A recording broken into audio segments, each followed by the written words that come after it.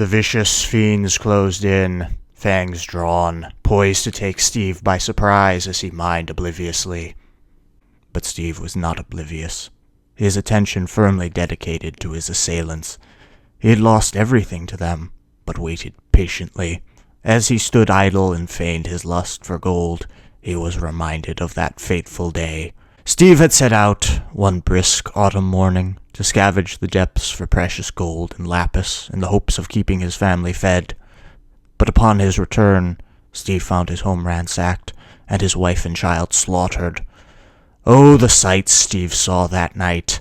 When he slept, he was haunted by an array of splintered, gory images. The face of his dearly beloved, barely recognizable, after they bludgeoned her over and over again.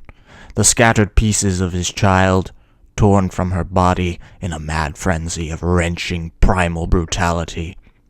After the burial, Steve gained an insight into the falsity of gold, sought for its intrinsic value and the promise of attaining happiness. It was but an empty facade.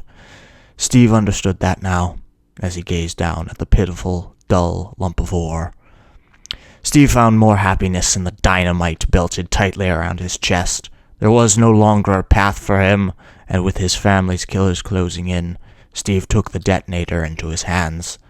His eyes filled with malice and his heart pumping with unbridled rage. Steve gritted his teeth and uttered a sharp hissing sound.